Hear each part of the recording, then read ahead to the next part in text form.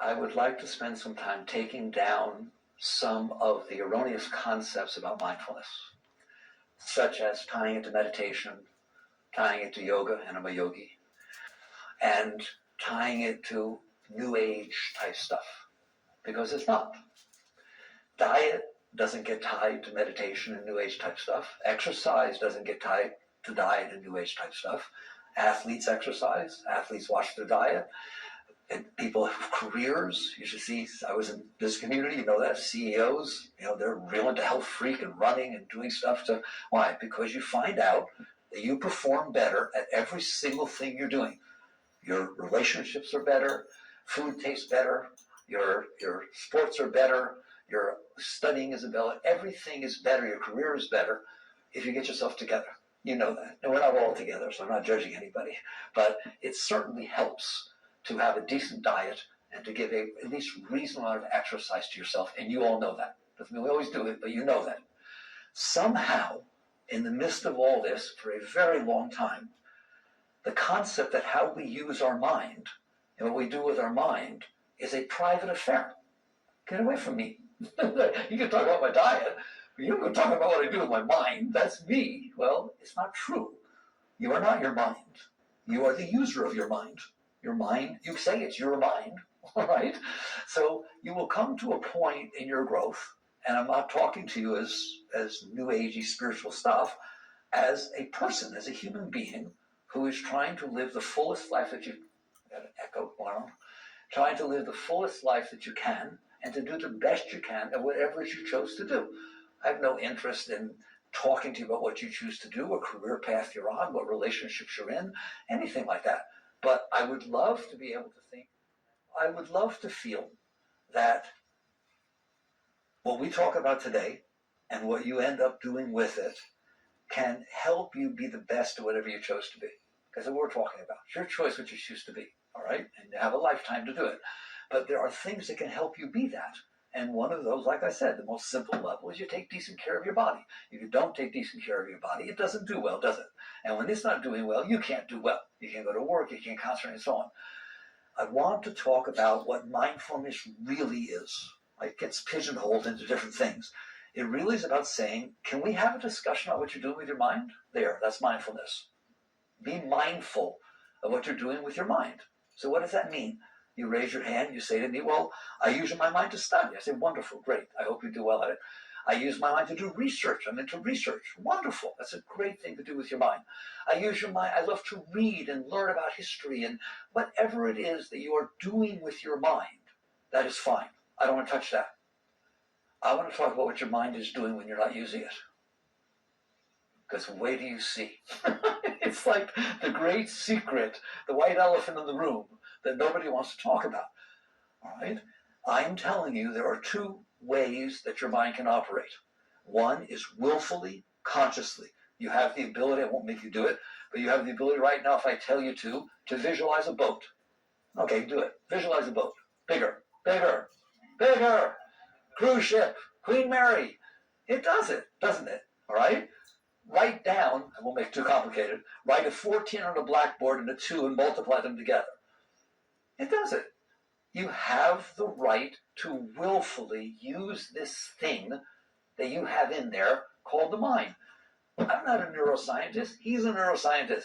He wants to know why that works and what's the mechanism, right? If I ride a bicycle, I just want to know that it rides. I don't care about all the gears and the chains and how it gets worked. It's usually a car. I'll take a car a little more complicated. I don't need to understand the whole thing. Just give me a car that works, all right? You have a mind. We will let the scientists figure out exactly the mechanisms through which it operates. That's fine. But I'll tell you a secret. You're the one who's operating it. You understand that? Like, they're all excited if they have you go in.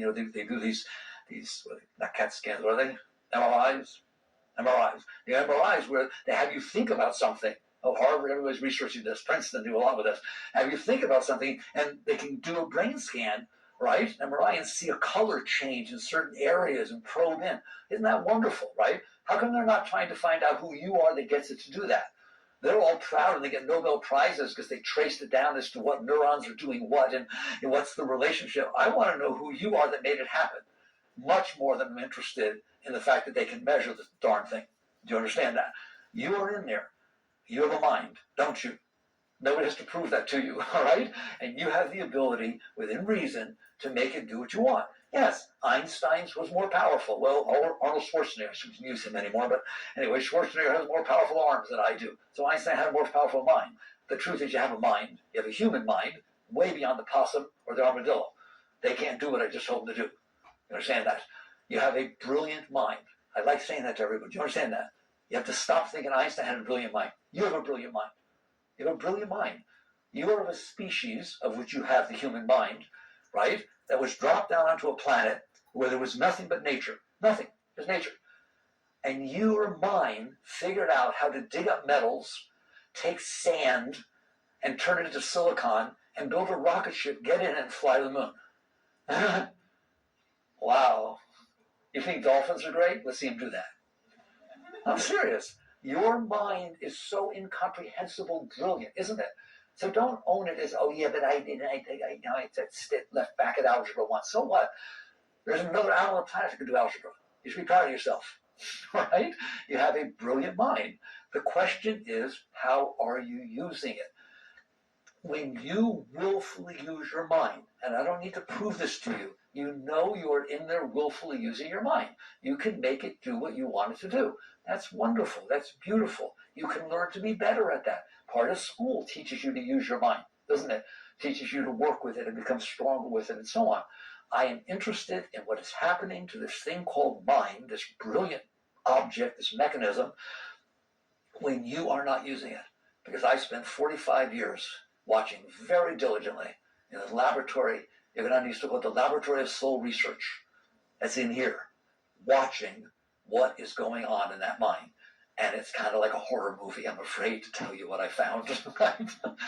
When you are not using your mind, believe it or not, it still goes. It's the great secret. When you're not using your arm, it sits there.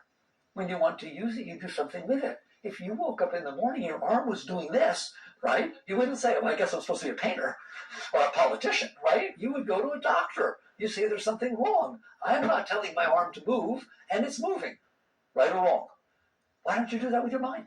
How is it that when you're not using your mind, and it's still in there creating thoughts that you have no control over? You don't even know why it's doing it.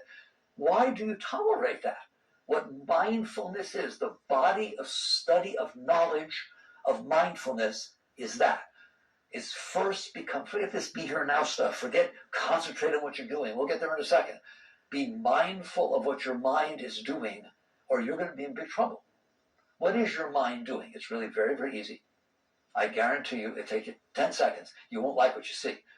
What you're going to see is that when you are not using your mind, when am I not using your mind? When you're driving down the road, going somewhere, when you're sitting on the potty, whatever you want to call it, right? All the moments you take in your life where you are not consciously doing something, I guarantee you there's something going on in your mind. What's it doing? Oh my God, I can't believe I said that. I'm so embarrassed. That was ridiculous. If I hadn't said that, I was doing. Does anybody's mind do that? Answer me. Okay? What is the benefit of that? The answer is zero. Do you understand that? How about this? You're driving down the road, you go on vacation or driving to Miami, and there's a sign, a billboard on the road, and it reminds you of a relationship that you had with your father or your mother 25 years ago. And your mind starts reiterating the discussion as if it was going on now, or your ex-husband or whatever it is, and it's still going on there, isn't it? What in the world is that? Of what benefit is that? Very few of you in business, in relationships, in life would allow a cost-benefit analysis to take place of which the cost is 100% and the benefit is zero, and you would still do it. Correct? That's what I'm telling you that is. The cost is 100% and the benefit is absolutely zero. All it does is cause you trouble. It makes you neurotic. It makes you nervous. It makes you scared. Do you understand that? So why are you tolerating that? That's what mindfulness is about. And it is about to tell you that does not have to go on in there. That is not a natural function of your mind. Wow, that's nice to tell you. You understand that? That's not a natural function of your mind. Your mind doesn't have a natural function. no more than your body. Your body has low-level functions that it carries out, but it's not like your body's supposed to be walking somewheres. You decide where it goes. It's not like your body's supposed to be running or jumping or eating. You do this, right? Your body is your servant. You are the master, and you were given this body so that you can carry out your life and your career or what you want to do. Isn't it true? It's your body. And when it doesn't do well, you take it in for a tune-up, right? Your mind is exactly the same. Your mind is a gift that was given to you by creation, by God, call it whatever you want, it doesn't matter. It is a gift that was given to you. You wouldn't, if it stopped working, you wouldn't know what to do, all right? It's just a built-in computer that has memory, it has logic, it has capability of analysis, and you get to do with it what you want. If it is misbehaving, if it is not being still when it is meant to be still, if it is talking about things that have no benefit, for example, anything that happened 25 years ago is of no benefit to be bothered by today. Who wants to admit that? I know you don't know how to do it, but I'm challenging you. Anything that happened in your childhood, yeah, come on, you're grown up now. Anything that happened in your childhood, I don't care how traumatic it was. I don't care how tough it was. I don't care how unfair it was. It's over. Do you understand that? It's over. If it is still going on in your mind bothering you, that's a problem, isn't it? The event is not a problem. The event was a problem when it happened. Absolutely. We all want to help and make sure that doesn't happen. I'm not saying we shouldn't deal with things, right? But if it's 25 years later and it has not happened for 25 years and it's bothering you, it is affecting your current relationships, it is affecting your career, it is affecting your happiness in life, right or wrong, for absolutely no benefit, zero, no reason. And so a wise person who wants to have a full life wakes up one day and says, yes, I have a mind, and I have not paid attention to what it's doing. I haven't owned it. I haven't driven it. A car is a great thing, but not while you're not steering. Do you understand that? You get in that car and just start pushing the pedals. Nothing good's going to happen, is it? You get inside that mind and leave it on its own to regurgitate the things that bothered you, to think about things you wanted that didn't happen, right? What is that doing for your schoolwork? Ever read a book and find out that if you turn 4 pages, you better go back because you didn't read a darn thing? Yes or no? You know you have. What was your mind doing when it was supposed to be reading? I'm telling you, it was thinking about what happened 20 years ago. It was thinking about what might happen 20 years from now. You understand that, right? The Beatles song I like, will you still need me? Will you still feed me when I'm 64? They were 20 years old when they sang that song, okay? So what are you doing worrying about what's going to happen to you when you're 64 years old when you're 20, right? It is of no benefit. You work with it along the way. So mindfulness is about this. It is about finally waking up one day and saying, I'm the boss. I'm in here. I have a mind. I can do better with it than letting it be a horror show, than letting it scare me all the time, than letting it remind me of everything that ever bothered me, than letting it worry about what will happen 10 years from now or 20 years from now. That's not fun, is it? Right? If let's say you're going to give a talk in your class, all right? A lot of people, the mind gets a little trouble before that, doesn't it? Oh my God, what if I forget my lines? What if I can't say, I feel so stupid, I don't want to do this. Does anybody's mind ever do that to them? Doesn't that help you perform better? No, it doesn't. So I could just sit here for the whole hour and a half and remind you of how ridiculous it is what goes on inside your head, right? It is worse than an arm that won't stop doing this. At least I can paint, all right? And some people sit there and say, they want to sit there and say, but it's beneficial to go over this stuff. Yes, if something happens to you and you make a mistake, sit down, look at it, pay attention, learn from it, then for God's sakes, not for the next 20 years. Why did I do that? If I hadn't done that, this would have happened. Do you understand that? You can't tell me there's a benefit. There is no benefit. It's just that you haven't learned how to work with this thing called mind. So now you get into, all right, let's say I want to work with it. There are 2 ways to work with it. Of course, there's thousands of different techniques in each of these 2 ways, but there's 2 basic ways, in case you're interested, because like I said, I spent a long time with this, right, to work with this. One is to say, shut up. I did this for years. Shut up, mind. Shut up. Stop talking. It doesn't work. Do you understand that? or do mind control, or do concentration, or do lots of different things that try to make it so that the mind's tendency is to talk, bring this stuff back, create commotion. Does create commotion in there, doesn't it? Right? What I'm going to do is suppress it. Let's just call that's the first method. It's called suppression. Many people, what they call meditation is suppression. That's all they're doing in there, all right? And they come back and say it didn't work. Of course it doesn't work. Freud taught you that. Suppression doesn't work. If there's an energy that needs to express itself in the universe and you push it down, it's coming back up. Do you understand that? Or you will have to fight with it to stay down your entire life, and that's what you did with your chi, with your energy, right? And you wear yourself out. I always tell people, it is not your body that makes you bend over and get older. It's the weight of what you're carrying with you, all right? I've met plenty of older people that are very, very healthy, right, and very vibrant. You build this stuff up in there, and it bears you down, doesn't it? It weights you down. So one, and I mean, I'm into yoga, so you all learn mantra. I like meditation. I love mantra. I'm not saying not to do these things, but we're going to spend an hour and talk about the proper way and the wrong way. There are people who use mantra to beat the heck out of the rest of their mind, so it starts to shut up. All right, so that the mind's giving me trouble. All right, go on, God. It's like it's a sledgehammer. You understand that? That's not the proper use of these things. So one way to try to deal with it, out of any of these different ways you want, and I didn't mention drugs. Please don't. That's what they try to do. Drug the damn thing, right? You know, my impersonation of a drunk. If it's misbehaving, it's giving me trouble. If I drink enough, it'll go. I don't know I did that. Maybe and I can't talk. Right? So there, you won. Laugh.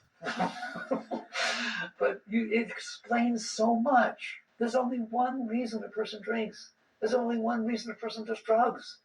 Because their mind's bothering them. Do you understand that? All right. I don't want your mind to bother you. I am telling you, I am assuring you that no more than that arm has to go up and down. There's something you can do about it. Right? That mind does not have to bother you, ever. I'm challenging you, ever. It can be your best friend. It can just be there to serve you like it's supposed to, like your car. You have to worry what your car does at night while you're sleeping. You go out and hitting people, all right?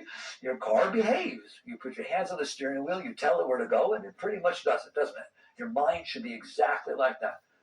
It is your servant. It is a tool. It is an appliance that was given to you, an inboard. It's the most personal of all personal computers, isn't it? Okay, so one method is what I call the suppression method. And it's a broad spectrum of I'm going to use will to stop this thing from disturbing me by pushing it down, quieting it down, doing that. I don't advise it. It's a struggle. Actually, there's three methods. I'm sorry, I forgot one.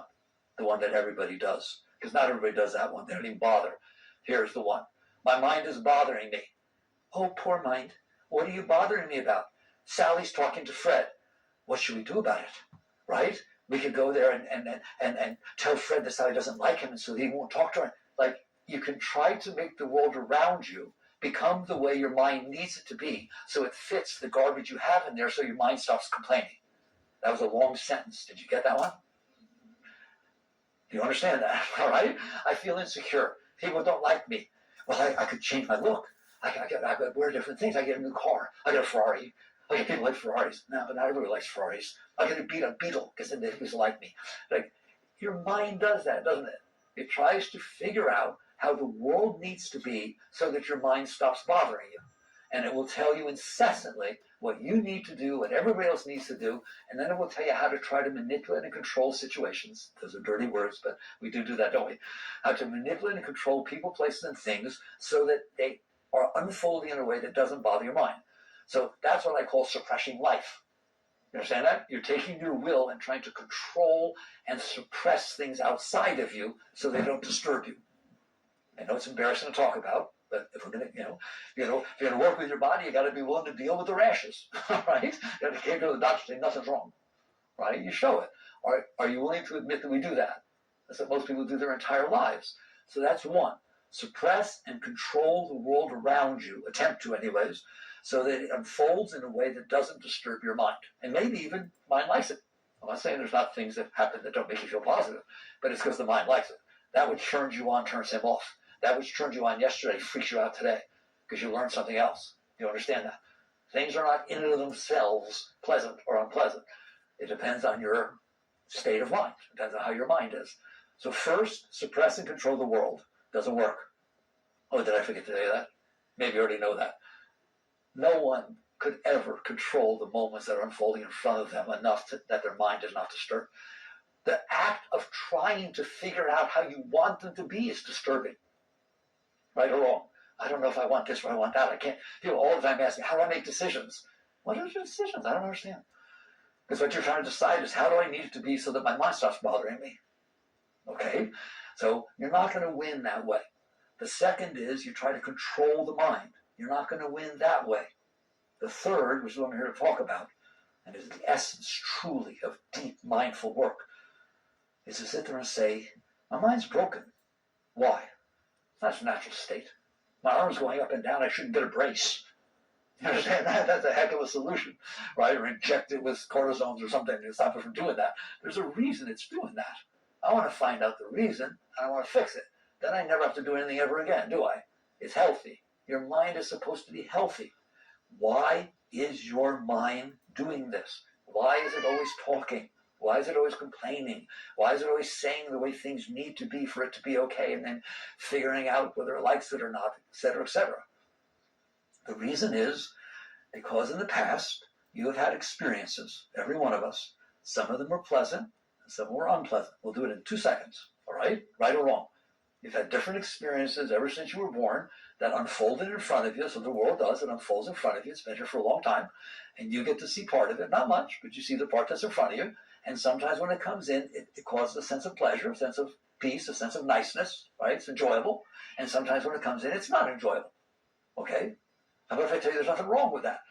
If a rattlesnake coils up in front of you and starts rattling, that's a freak experience. I'm not saying a mindful person feels close and picks up the snake. No, that's not mindful at all, right? A mindful person notices that that's not comfortable. That's a very uncomfortable thing. First, if a butterfly comes and lands on your arm, woo, it's kind of cute, isn't it? It's kind of sweet. It has a nice vibration. The Buddhists talk about everything has its nature, right? The rattlesnake has its nature. The butterflies have their nature. Some people have their nature. Weather has its nature, correct? Everything has a vibration, a nature. When it comes in, it causes you to feel its nature. That's life. That's what's supposed to happen, right? The problem is we're not able to handle that. We're supposed to be the highest species on the planet, but we can't handle reality. So reality is unfolded in front of us. It causes vibration inside, and what we do is, if it's not a nice vibration, we resist it. We sit there and say, I don't want to feel this. I don't want to have had that experience. Right or wrong. I do not want to have had that experience. I would like you to analyze that sentence next time you use it. You just had the experience. How do you not have the experience you just had? And that's where it starts getting sick. When you sit there and say, I do not want to have had this experience, it was not pleasant to me, then you use this very will that was meant to use your mind constructively and productively to suppress that experience that happened inside of you. And you know you do that. We have hands inside, don't we? We can push things away. So we push away emotions, we push away vibrations, we push away thoughts, okay? Because we're not comfortable with them. Where do you think they go when you push them away? Oh, they just go into Nana land. They dissipate and fly off to God.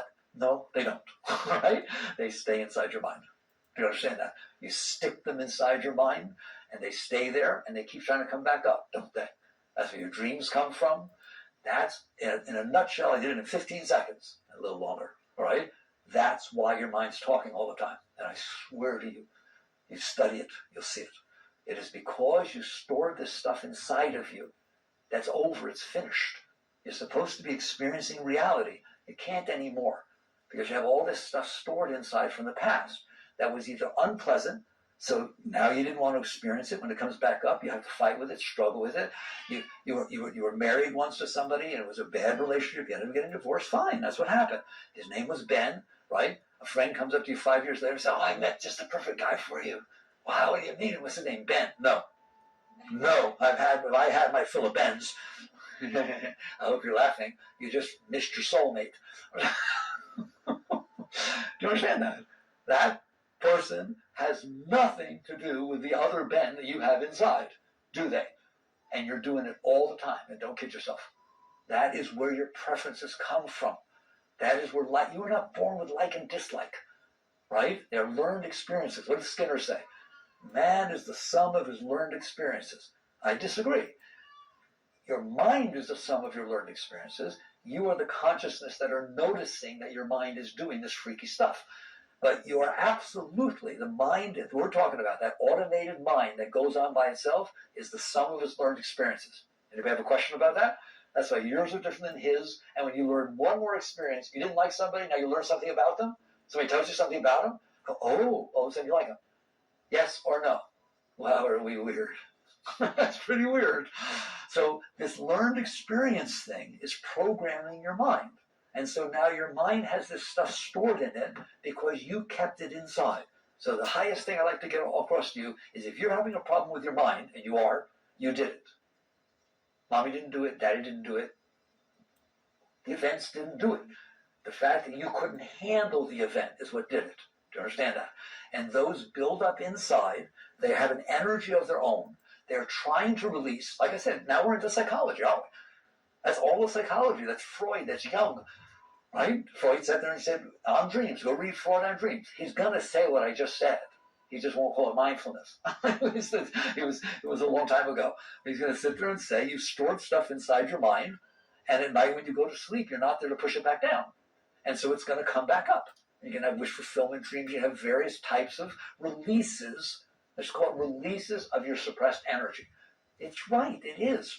And then what's brilliant, it's really amazing to look at, is that Jung came along and said, there's stuff that you suppress so badly that you won't even let it come up in your dreams. You wake up and do that with nightmares. And the minute it shows up, you freak out, right? And your mind is so brilliant. And the unnaturalness of having this stuff stored in there is so unnatural. It's so, sick, it's such an illness that your mind has the ability to turn those thoughts into symbols. And Jung's claimed they were universal symbols, and he's right? Turn them into symbols, and all of a sudden you dream of a hawk flying overhead, coming down to pick up a snake, and you wake up and you're weird, and you're getting cold sweats, and you can't understand why. Well, go talk to Jung. He'll explain it to you. That's your father, and he's abandoned you. And yes or no? All right? That's how brilliant all of this is. So mindfulness is not a cubbyhole thing about New Age, meditation. It is about your life. It is about the quality of your life. That's what I'm talking about. So if you have held these things inside, and you have, they are going to come back up. When you're asleep, they're going to come back up as these dreams, aren't they? Come on, you know that, right? What I like to call the mind that goes on by itself, those are your waking dreams. The one that's sitting there saying, oh, I don't know why I said that. If only I had done, right? That's regurgitating all the stuff from the past. It's doing the same thing as when you're asleep. It's just doing it while you're awake. Did anybody get that? Understand that? That's why your mind is always talking. For the exact same reason that when you go to sleep, dreams, when they need to, will release themselves. That same energy, in yoga we call them samskaras. They actually gave a name to it for thousands of years ago, right? That stuff you stored inside, that's stuck inside of you, that's not happening out here anymore. Fair enough? It's called a samskara, or a blockage. If you hold that energy inside, and we do, it is going to try to release. You didn't like it when it happened, so you're not going to like it when it tries to release. So now you are at war with yourself. Now the mind became a battlefield. I swear to God, it makes me want to cry. It's like a healthy person knowing what a beautiful relationship you can have with a healthy body, right? And here you have someone who's smoking and eating and drinking and doing all kinds of stuff, and their body is, poor thing, is so sick that it's ruining their lives. They can't live their lives. They can't keep a job. They can't do anything. Well, you feel compassion for that. When you understand that if you store this stuff in there, it will not stay in there. It's going to come up. There are going to be things that remind you of it. Somebody's going to say a word and you'll freak. Someone's going to look a certain way, or wear a bow tie, or part the hair a certain way. You understand that? Or a smell. You can walk into a kitchen where somebody's cooking and you start crying because it reminds you of mommy or something like that. Or crying because you didn't like your mommy. Right? It can go either way. The point is you are carrying a minefield, not a mind field. a minefield, right? We talk about all the mines that got left behind in different countries, right? You are carrying a minefield inside your mind, are you not? Every single thing that ever happened that bothered you, you kept inside because you weren't able to experience it and let it go. Weren't whole enough, grown enough, mature enough, call it whatever you want, right? I was not ready enough to handle what happened to me. And because I couldn't handle what happened to me, I pushed it down so I didn't have to experience it fully. And now it is stuck inside of me. And it is constantly trying to come up. And it comes up as those background thoughts. Just try to sit down and meditate. People come to me sometimes and say, me, I tried to meditate, I can't. What does that mean? What does that mean, you can't? I tried to play tennis. I hit the ball into the net every time, but it doesn't mean I can't, right? I mean, you try, you do it. What do you mean you can't meditate? Well, I sit down and my mind won't stop. Well, there we go. Now, actually, you want it to stop. You're willfully trying to get it to stop, but it doesn't, does it? Right? Only once in a while. Why doesn't it stop? I told you. I swear, what we have just shared is the most important thing you will ever learn in your life. You are running around with the stuff stuck inside of you. It is trying to release. And when you sit down quietly and don't distract yourself with a whole bunch of other things, guess what's going to happen? It's going to come back up. I've had people tell me, I was doing better before I started meditating. No, you weren't. No, you were not. You just didn't notice how bad it was, okay? And you don't want to notice, do you? You understand that? Okay. So what mindfulness starts from is one, I have a problem with my mind. Not my intellectual mind. We call it the intellectual mind, the analytical mind, the impersonal mind. See why you call it that, right? Very much I like the word impersonal mind. That's not cold. It means you are using your mind for what it was meant for, as a tool, right? The personal mind is the one that's full of all the garbage that you personally couldn't handle. And so now it's all stuck inside the mind. They disturb each other. I'm going to stand here. I'm in trouble. I'm in college. I have to prove myself, but I won't. I'm going to promise you that you take your IQ, right? Then you get your mind together and you take your IQ again. There's no comparison. Remember that advertisement, here's your mind on drugs? Right? They crack the egg, right? Here's your mind on you. It's like you can't possibly be doing your best if you have that garbage going on in there. Even if it is not coming up at that moment, it is underneath there using your conscious. Yeah, well, if it's not coming up at the moment you're taking your SAT test, right, it's because you're pushing it down subconsciously. That energy could be used to take the test. There's no way you can argue with me, right, that a radio station sounds better when there's static. No, you can't. The music is not going to sound better. You can't do better. There's no way you're going to argue with me that your mind does better with that junk going on inside of there. It does not do better. It is of no benefit, zero. And someday you wake up and say, I got some work to do. I have work to do. And I'm telling you, if you do this work, you will literally get smarter. If you think you're not good at math, if you think I was never good at this, you don't have good reading comprehension, I'm telling you, the more you release this obligation that you've done to yourself to suppress this stuff inside of you, holding it down there, you will find life is more enjoyable. Food tastes better. Relationships are deeper, and you're smarter. Can you understand that? Because you released it. So it's fun to talk about, right? It's a very important thing.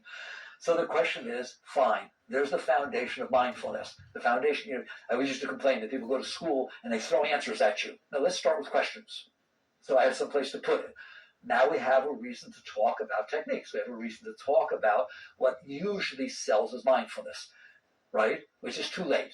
If you don't try to meditate, it doesn't work. What do I do about this? First, are we honest? Is this going on in there? I'm telling you, it runs your life. Do you understand that? It runs your life. Except I usually put an I in there. It ruins your life. That's all it is. It will ruin your life. It will ruin your relationships. It will ruin your career.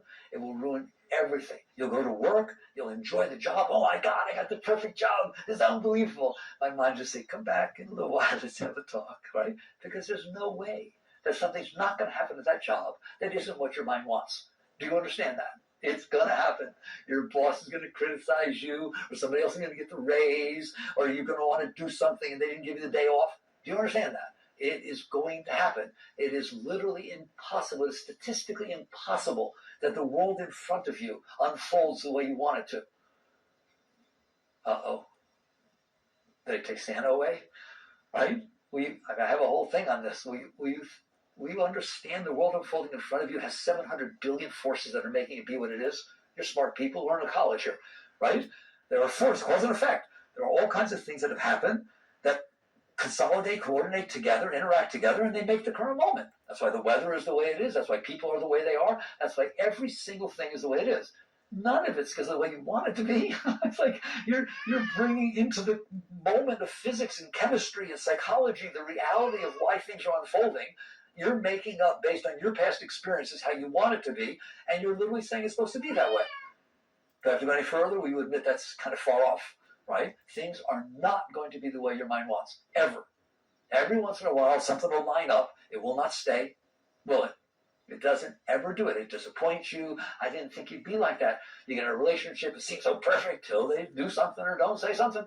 There is no way. It's not going to hit your stuff. If the stuff is in there, something is going to stimulate it, isn't it?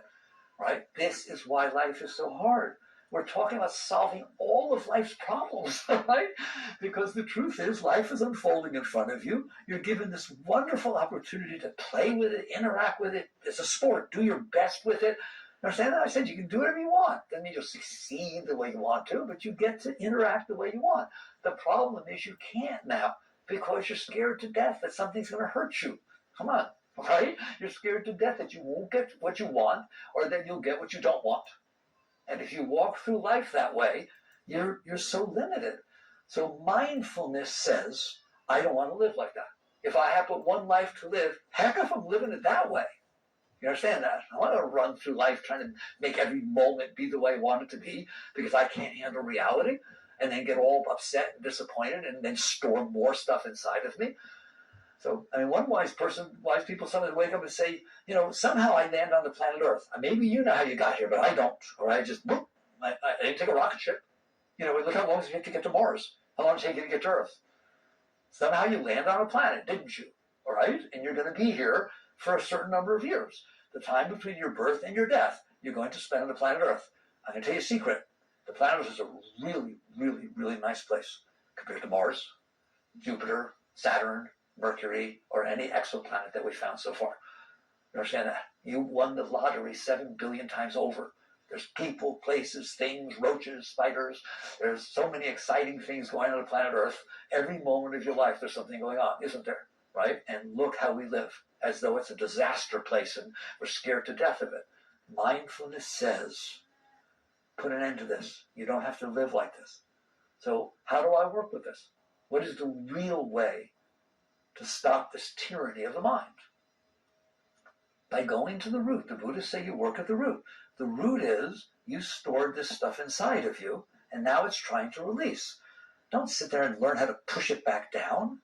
You have to learn to let it go. And that's the true work of mindfulness. You can do many things in between, but I'm telling you, you want to get somewhere, and you're capable, doesn't matter how old you are, doesn't matter rich or poor, you can have a beautiful life. You can be here anyway, you might as well have fun, right? You don't have to be scared, right? You know what it should be like? A mindful person wakes up in the morning. I'm back! I wonder what's going to happen today. I can't wait to see. It's like a mystery tour. It's like Christmas morning. Something will happen with it. And I'll have fun with it. It's going to be exciting. And at the end of the day, you put your head down and go, oh, it's fun. And you go to sleep. And when you wake up in the morning, it's a new day. You're capable of living like that. And you will do better at your career. You will do better at your relationship. You'll do better at every single thing you do. Because you don't have these problems. Right now inside, we have serious problems stored in what we call the personal mind. We are then trying to do everything we can with our lives to make it more tolerable to live with ourselves. Trying to find relationships that make us feel better about ourselves. Trying to find jobs that prove that we're worthy of something. You understand that? How many people go to a job not to get to... Well, let me ask this way. Like I was CEO of a public company, all right? I had 2,300 people reporting to me. I can assure you, how few people come to work to get the work done. You can understand that, right? A lot of people go to work. They go to work so they can earn the money and have a nice weekend. They go to work so they can prove themselves that they're better than somebody else. They can go to work so that they can climb the corporate ladder and be, you understand that? well, there's a job to do. There's a widget to put on an assembly line. And don't you want to do it nicely? No, I couldn't. If you pay me to not come, I just take the money. It should be the opposite. It should be you're doing your job and you love doing your job and it's kind of fun, right? And they pay you. Why are they paying me? I swear to God, that is what it gets like. In other words, I'm going to move on. If you are not okay inside, and you know what that means. If you're not okay inside, then life is a battle to try to create situations that will make you feel better and avoid situations that will make you feel worse. Can you relate to that? Right? When you are okay inside, life is fun. Life is just, oh my God, there's not more fun that could possibly exist, right? Every single moment is an exciting challenge to do your best, to bring your A game to everything that's going on, right? It's like sports. I shouldn't talk about it now, but anyways, sometimes we win, sometimes we lose. The question is, did you enjoy the game? Did you get better because of it? If you played a competitor that was better than you, that's wonderful. You learned. You understand that? It's the same thing with relationships. If you're in a relationship and it didn't work out, that's fine. There's nothing wrong with that. Did you learn? Did you grow? Are you better now to move on with your life? Every single moment of life is a learning experience. Do you understand that? The point that I get across to people, I say to you, you are always better. All right, I'm in trouble now. I'll step back. You are always better off having had an experience than not having had it. You are a wholer person because you had an experience. Do you understand that? If you didn't ever travel somewhere, then you didn't have an experience. If you didn't ever fall in love, you don't know anything about it. You're a novice. You're nothing, right? When you have an experience, when life gives you the gift of an experience, and you experience it and you learn from it, how can you tell me you're not better off than you were before you had the experience? It can't make you worse off unless you resist the experience. Then it can really make you worse off, can it? If you don't like the experience and you resist it, it can ruin your life. But the fact that you got to have the experience is really special. It's a special thing. It's a thank you. This gives you a taste of how a mindful person lives. But you can't just decide to live like that, because then you're going to suppress the issues you have inside, right? You're going to come to me and say, well, what if somebody dies? But what do I do if this happens, right? You didn't catch on yet, right? Get yourself together. Be happy inside. Be whole. Feel complete, right? Feel love pouring up inside of you because you don't have this junk stored inside of you. Then go out and bring that into this world with enthusiasm, with passion, with love, right? And interact with every single thing that life brings before you with a sense of honor and respect and gratitude for the right to be able to do that. You have the right to live like that. If you're a student, love going to school. Don't go to school so you can graduate and then go get a job. And what, are you crazy? School is one of the neatest, especially college. That's got to be one of the neatest experiences you'll ever have in your entire life. Do you understand that? Somebody's paying for you to go and listen to smart people tell you stuff. You don't have to go on the web and read. They sit there and tell you. Well, what do you do? Oh, I went to sleep. Like, come on, right? You get to the point, or you. I can't wait to get out and get my boyfriend. It's always about something else. The reason is because you're not okay. And if you're not okay, you can't enjoy what's happening to you. You have to be looking for the thing that will be okay, that will make you be okay. So we have the groundwork down. The problem here is that you're not okay inside. If you were okay inside, your life would be totally different, wouldn't it? You understand that? Like relationships. You're wrong if you think a relationship is supposed to make you feel love. You're wrong if you think a relationship is supposed to make you feel needed and whole and important. That's wrong. That's wrong. You're supposed to feel love to start with. That's natural. Love is part of your being. You're supposed to feel whole and complete within yourself, right? Tremendous openness and power, right? Now go out and share it with another person. That's a relationship. Don't need and then get upset because they didn't give it to you. You understand that? There's no way, is my view, I've done it for 45 years, right? There's no way that if you can't fix what's wrong with you inside, that someone else is going to do it. They don't even know you. They got their own problems. Do you understand that? Do you understand that? Nobody can go in there and get rid of the stuff that you decided you're going to store inside. What you're basically asking, though, is even though I have this inside of me, make me feel better, tell me you love me, be my friend, etc., etc., and that will make it easier for me to live with the junk I have inside. No, I want so much more for you. You understand that?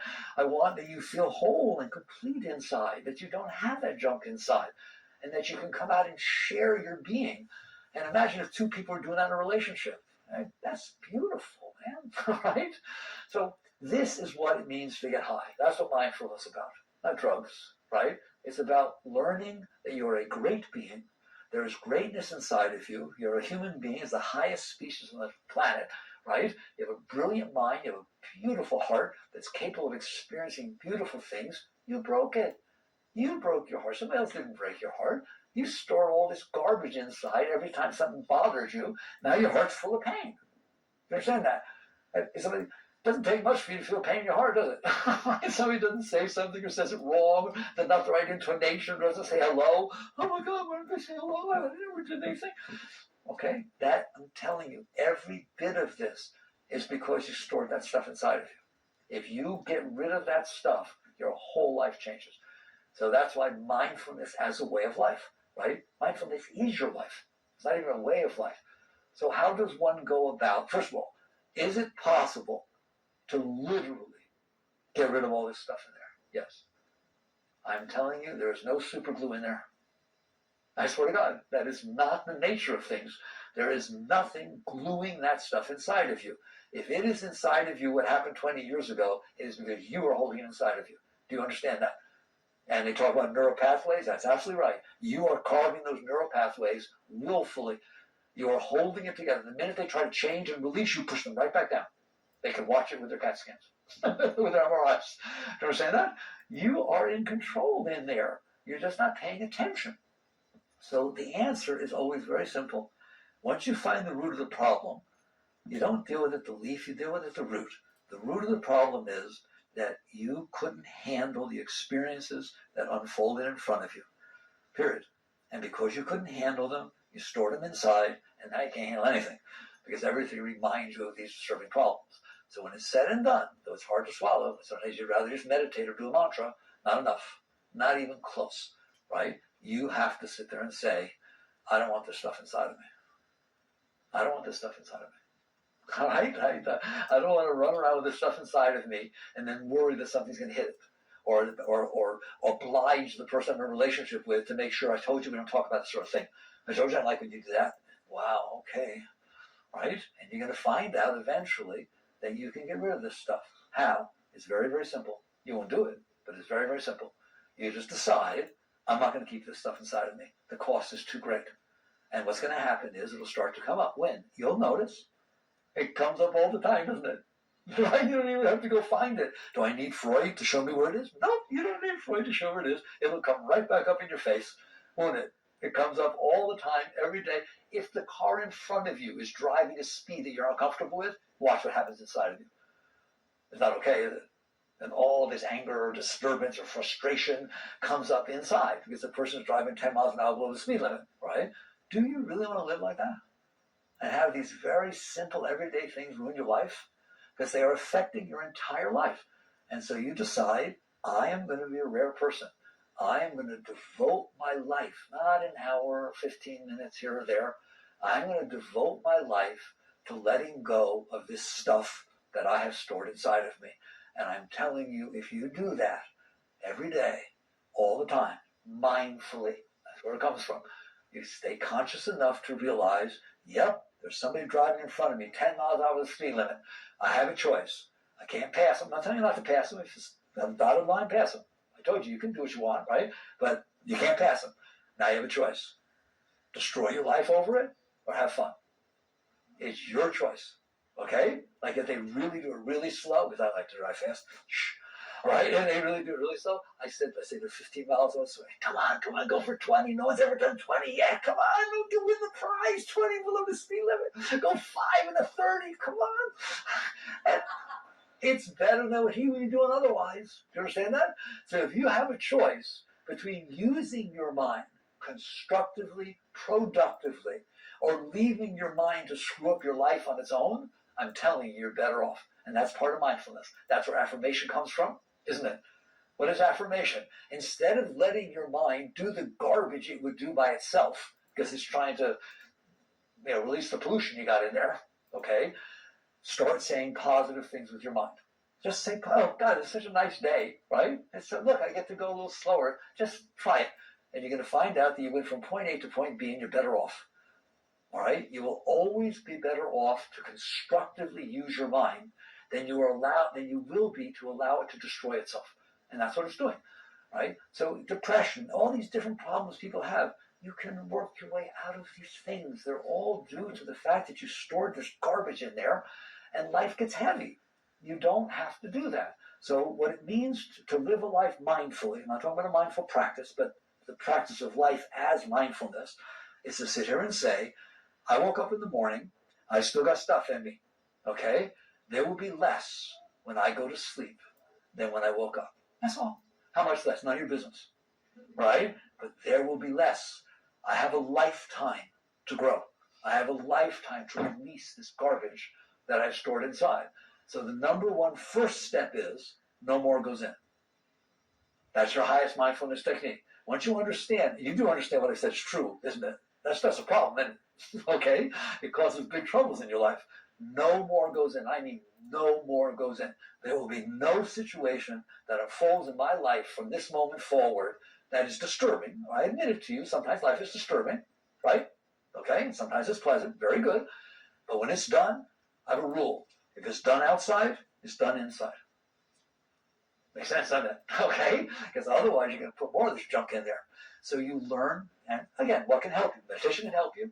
Put aside 15 minutes in the morning, 15 minutes in the evening, do some breathing, whatever it is. What's that about? Reminding yourself that you're in there and that you want to free yourself, that you don't want to be bound by all this garbage. So it's like meditation is like tennis practice. If you want to play tennis, there is no way that every time you go out there and hit balls, you don't get better. Do you understand that? Okay? Because you're building your muscles, your hand-eye coordination gets better. It's the exact same thing with meditation. Don't think that a good meditation means you went to samadhi. Please, don't do that. All right? Or that you got completely peaceful. A good meditation is that you sat down and said, this is my time to remember I don't want this stuff inside of me. And what happens during those 15 minutes, it doesn't matter. Right? Like some people come to me and say, I can't meditate. Why? Because I sit down, my mind just won't shut up. And I kiddingly touch their feet. Oh my God, it's so holy. I mean, that's so holy. You notice that your mind didn't shut up? Wow, that's witness consciousness. I mean, that's a great state that you notice that your mind is talking when you didn't want it to. Guess what? It's always doing that. You're just not paying attention. All right? So this doesn't have to be a struggle. This is not a warrior taking on mindfulness. This is a person, and look how logical it is too, right? People say spirituality is beyond reason. No, it's not. It's the most reasonable thing in the world, right? To not do it is completely unreasonable. To literally do a cost-benefit analysis and always pick that which is 100% cost and zero benefit, that seems pretty unreasonable to me, all right? So you sit there and say, I will put aside time, if that's what you choose to do, in the morning and evening, watch your breath, do whatever technique you want to do. But what it's really about is remembering that you're in there and you're the boss. Do you understand that? And that right now, you're not doing so well at working with the mind because, and you'll see, when you try to work with the mind, you're going to see it's nervousness, it's anxiety, it's fear of the future, it's problems with the past. That's what the mind talks about, right? It worries, it's just releasing the garbage. You need to apologize to your mind. Some people say, you get mad at your mind, work with your mind. No, you apologize. You told your mind, I don't like this. I'm going to store it inside of you for the rest of my life. Now I want you to figure out how everybody needs to be for me to be okay, even though I did that. Get to work. Okay. All right? But your mind said, okay, I'm on the job 24 hours a day. Don't bother sleeping because you won't be able to. Right? Do you understand? So you basically sit there and apologize to your mind and say, I am so sorry I told you to do this. It's not your job anymore. It is not your job to figure out how everybody and everything, including the weather, needs to be for me to be okay. Do you understand that? It's not my job. I'm okay. I'll deal with it. And then as you sit down and meditate, you watch your breath and so on, you'll notice that your mind still has residual problems because of what you did in the past. Fine. Every time you sit, you let go of more. Every time you find that seat of consciousness where you sit inside and you're okay with the fact that the mind is still disturbed. Yet you don't want to wait until your mind is not disturbed for you to be okay. I need you to be okay even though the mind is disturbed. You're not your mind. You're the consciousness that's watching your mind. You can be perfectly at peace. You can have a bad hair day. You can have a bad heart day, or a bad mind day. How your mind doing? Oh, it's crazy. It's really funny. You should see what it's saying. Much healthier. Understand that? So you learn. That's what your practices are about. You learn to sit inside in your seat of consciousness. Realize the mind is broken. The automated mind, the personal mind is broken because you broke it. I gave you the talk because you stored all that stuff in there. Then during the day, it's not enough to sit. During the day, you're going to have constant interactions that are bothering your mind. Do you understand that? Not just the big ones. I showed you these tiny little things, right? Something you can't find your keys. Oh my God, what's going on? Who took my keys? Oh, there they are. You just created a commotion, an ocean of commotion inside your head for absolutely no reason. Be conscious. That's what mindfulness is. Be conscious and realize, okay, I'm sitting on a planet, spinning in the middle of outer space, and there are these keys, and I can't find them right now. Let's have fun, okay? Enjoy the experience you're having. That's what you do, right? You work with yourself to do that. So if what happens is stuff comes up, and this is the big one, stuff's going to come up. If you don't put new stuff, I would warn you, if you don't put new stuff down there, the old stuff's going to come up even faster. It's a LIFO stack. You study inventory management. Last in, first out. Okay? So when you stuff the stuff down to happen today, it's pushing the other stuff further down. That's when it comes up at night. If you don't put the stuff down today, you'll be walking around. You'll say, hey, Sally, how are you? And Sally will walk by. You might will go, did she not hear me? What did I do? Why isn't she like me? This is like high school. In high school, nobody said hello to me either. Oh, okay. Wow. All right? And what you do, if you're a mindful person, is you say, wow, you've been down there that whole time? Since high school? Oh my God, I'm so sorry. It's like locking a kid in the closet. That's not a nice thing to do. All right? Come on up. You are welcome. You are welcome. But it hurts. Good. No pain, no gain. You went down with pain, it's coming up with pain. Do you understand that? It's not in there except that it bothered you and you couldn't handle it then. It's still bothering you even 20 years later. You don't want that in there. Do you understand that? And there's nothing, it's not like out here there's competition. In here there's no competition. You don't want it in there, let it go. And you learn to do this thing I teach called relax and release. R&R. Get yourself some R&R, all right? You relax and release. When it comes up and it's not comfortable, the right action is not to push it back down. The right action is not to make the person stop what they're doing, run after Sally. Did you hear me? Why didn't you hear me? Or decide you'll never talk to her again. She'll see what it feels like. No, that's not right action. Right action is, I can handle this. I couldn't handle it in high school, but I've grown since high school. I can handle this. I can handle this. Somebody didn't say hello. It's a big thing. I know it's asking a lot. All right? And you relax. You in there. Not your mind. It won't relax. You relax. You just relax and give it the room it needs to release. It needs room. Just like water needs room to flow, right? And you give it space inside. And I'm telling you, it will release. And then it'll come up again next time, and eventually it won't even come up. You say hello, they don't say hello, so okay, you walk around your business, it doesn't bother you. It's kind of neat when you start seeing that stuff's gone. It can be gone. And as it's gone, as it's gone, you will find that all the energy that you used to use to do this mess of suppression and control and manipulation is released.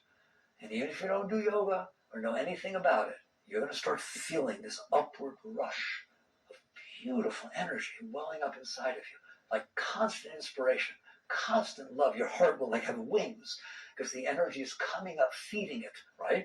You're becoming a high being, right? And you will naturally start to feel it move up through the different centers until eventually it's always coming up through what we call the third eye, through up here and out the top of the head, the sahasrara. The higher chakras open naturally. You don't have to know anything about yoga. I don't even want to talk about spiritual stuff like that. It will be your natural state. And all of a sudden, you'll enjoy every single thing you're doing. You won't be afraid of anything because nothing can touch you. Nothing can make that energy stop except you. Do you understand that? You have to push it back down, but you won't because it's beautiful. And now you get spiritual. Now as that energy goes up, it's so beautiful that that's called being fed from inside. You understand that? Okay? You're fed from inside instead of outside. Doesn't mean you don't have a social life. Doesn't mean you have a business life. You just take all that energy and bring it into the moment that you're dealing with. And all I can tell you is at some point, life becomes so beautiful that you can't even imagine you used to complain. Are there problems? Of course there are problems. There are experiences, not problems. They're challenging. They're fun. If you're filled with love and joy inside, what do you care? Right? So this is mindfulness. This is a beautiful practice. What it's really called is life, isn't it? Right?